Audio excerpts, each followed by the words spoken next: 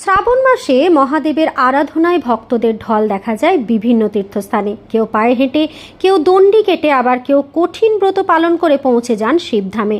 এমনই এক বিরল ভক্তির নজির সামনে এলো আসানসোলের হীরাপুর থেকে।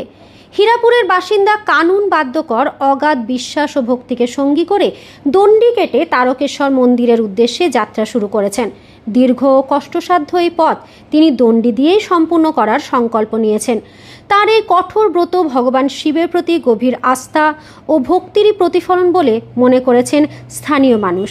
এই বিশেষ যাত্রার সূচনায় উপস্থিত ছিলেন সমাজসেবী সমু ভান্ডারী। তিনি কানুন বাদ্যকরকে উত্তরীয় পরিয়ে সম্মান জানান এবং তার মনোবল বাড়িয়ে তোলেন। পাশাপাশি সকলের উদ্দেশ্যে ভক্তি ও মানবতা ও পারস্পরিক সহযোগিতার বার্তাও দেন। শ্রাবণ মাসে এই ব্যতিক্রমী উদ্যোগ ইতিমধ্যেই এলাকার আলোচনার বিষয় হয়ে উঠেছে। কানুন বাদ্যকরের এই কঠিন সাধনা সফল হোক, এমনই প্রার্থনা জানিয়েছেন উপস্থিত সকলেই। এই দাদার নাম হচ্ছে কানুন বাদ্যকর। ইনি আনন্দেশ্বর শিব মন্দির থেকে হীরাপুর আনন্দেশ্বর শিব মন্দির থেকে কোথায় যাবে তুমি? তারকেশ্বর পর্যন্ত দণ্ডি দিয়ে প্রণাম করে করে এখান থেকে 160 কিলোমিটার নাকি 160-170 কিলোমিটার এখান থেকে হীরাপুর থেকে তারকেশ্বর ইনি যাচ্ছেন।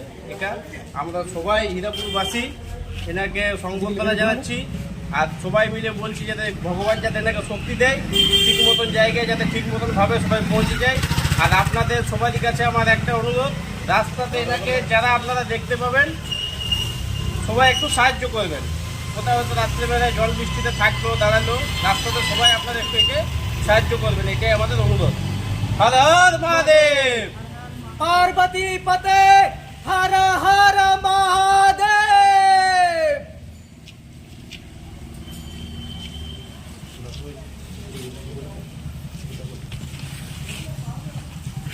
আমার নাম হচ্ছে কানুন বাদ্যকর।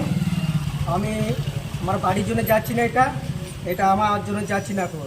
এটা যত সারা দুনিয়ার লোকের জন্য আমি যাচ্ছি। এটা গল্প মা মাসিরা, দিদিরা, দাদারা, হ্যাঁ দাদারা, ভাই বোনরা একটু সাহায্য করবেন। আমি বার হচ্ছি এখান থেকে হীরাপুর ধর্মতলা থেকে, শিব মন্দির থেকে। রাস্তাতে আপদে বিপদে একটু আপনারা সবাইকে সাহায্য করবেন, এটাই তো।